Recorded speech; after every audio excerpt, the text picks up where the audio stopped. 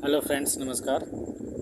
जैसा कि मैंने पिछले वीडियो में आप लोगों को बताया था कि आज यूपी त्रिपुरासी पेट एग्ज़ाम के लिए आप लोगों के लिए भारत की जनगणना 2011 से संबंधित प्रश्न लेकर आऊँगा। और इस क्वेश्चन सीरीज में जो भारत की जनगणना 1872 से 2011 के बीच में जो भी प्रमुख तथ्य हैं वो आपके सामने रखे जाएंगे। सामान्य जागरूकता का ये चैप्टर है सिलेबस है दोस्तों। ये अति महत्वपूर्ण प्रश्नोत्तरी आपको देखने को मिलेगी इस यूपी त्रिपुरासी पेट एग्ज़ाम के भारत की जनगणना 2011 में। तो दोस्तों, जो लोग भी नए होंगे जीएस एग्ज़ाम सॉल्यूशन को सब्सक्राइब कर लीजिएगा। और चलते हैं हम अपने टॉपिक पे। चलिए देखते हैं क्वेश्चन सीरीज आज का। तो देखिए, आज के क्वेश्चन सीरीज में पहला प्रश्न है। आज के क्वेश्चन सीरीज का पहला प्रश्न है कि भारत में पहली जनगणना की शुरुआत कब हुई थी। यानी बात करें कि भारत में सबसे पहले जनगणना की, तो सबसे पहले जनगणना की शुरुआत कब हुई थी दोस्तों? तो 1872 में हुई थी, लेकिन यह नियमित नहीं थी। तो 1872 में जब जनगणना प्रारंभ हुई उस समय भारत का जो गवर्नर जनरल था वो लॉर्ड मेयो था। तो इसके कार्यकाल में वायसराय बोलेंगे, 1872 का समय पीरियड चल रहा है, तो 1858 के बाद से गवर्नर जनरल का पोस्ट वायसराय में हो गया था। ठीक है, तो वायसराय लॉर्ड मेयो था। याद रखेंगे 1872 में भारत की जनगणना प्रारंभ हुई थी। चलिए नेक्स्ट देखेंगे कि भारत में नियमित जनगणना की शुरुआत कब हुई। भारत में बात करें नियमित यानी हमेशा की तरह प्रारंभ हो गया कब? तो 1881 में लॉर्ड रिपन के कार्यकाल में। 1881 में दोस्तों क्या हुआ कि भारत की जो जनगणना है वो प्रारंभ कर दी गई नियमित। ठीक है, नियमित। तो इस समय जो कार्यकाल था भारत के गवर्नर का, उस समय वायसराय लॉर्ड रिपन थे। तो इनके कार्यकाल में 1881 में भारत में नियमित जनगणना की शुरुआत हुई। और लॉर्ड मेयो के समय में 1872 में जनगणना की शुरुआत हुई, भारत की पहली जनगणना। ठीक है, चलिए उम्मीद करता हूँ समझ में आ रहा होगा। नेक्स्ट क्वेश्चन है आपका कि स्वतंत्र भारत की पहली जनगणना कब हुई। यानी भारत जब स्वतंत्र हुआ तो उसके बाद भारत की जो जनगणना थी वो कब हुई? तो 1951 में हुई। ठीक है, चलिए नेक्स्ट देखिए। नेक्स्ट है आपका कि जनगणना का महाविभाजक वर्ष किसे कहा जाता है। तो 1921 को जनगणना का महाविभाजक वर्ष कहा जाता है, 1921 को।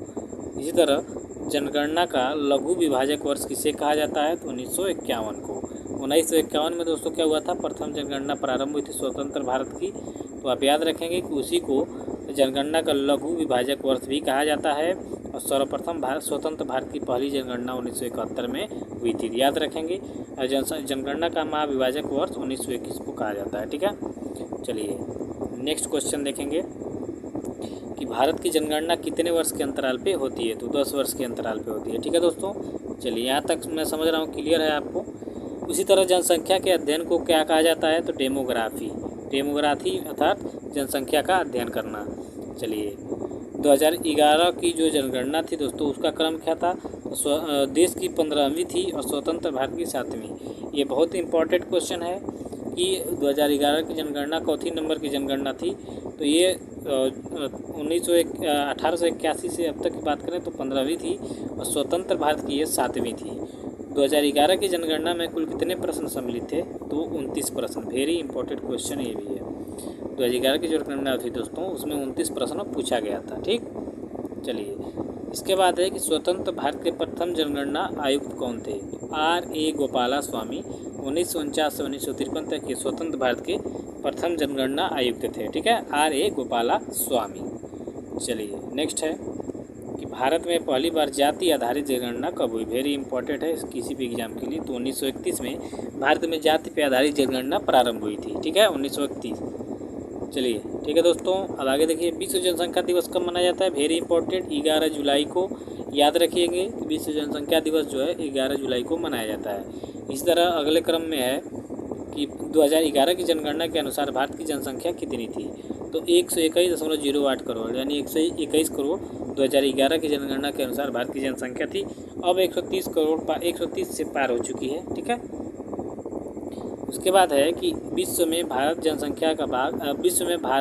जनसंख्या का कितना प्रतिशत भाग है। तो 17.5%। ठीक है, विश्व की जनसंख्या में जो भारत की जनसंख्या है वो है 17.5%। ठीक है, याद रखिएगा। वही 2011 की जनगणना के अनुसार भारत में पुरुषों की जनसंख्या कितनी है दोस्तों? तो 62 करोड़ 32 लाख है। परसेंटेज की बात करें तो 51.47%। चलिए आगे देखिए। 2011 की जनगणना के अनुसार भारत में महिलाओं की जनसंख्या कितनी है? तो 58,75,00,000 जो कि परसेंटेज में देखेंगे तो 48.53% होगा। इसी तरह 2011 की जनगणना के अनुसार भारत का साक्षरता दर कितना था? भारत का साक्षरता दर जो है वह 73% था 2011 की जनगणना के अनुसार। भारत की बात करें न किसी राज्य की। इसी तरह 2011 की जनगणना के अनुसार भारत में पुरुषों की साक्षरता दर कितनी थी? 80.9%। ठीक है, ये भारत की बात किया जा रहा है न कि किसी राज्य विशेष की। ठीक है, ये आप ध्यान देंगे। इसी तरह 2011 की जनगणना के अनुसार भारत में महिलाओं की साक्षरता दर जो है वो कितनी थी? तो 64.6%। नेक्स्ट देखेंगे 2011 की जनगणना के अनुसार भारत का लिंगानुपात कितना था? तो 1000 प्रति पुरुषों पर 943 महिलाएं थी। यानी 1000 भारत में 1000 पुरुषों पर 943 महिलाएं थी।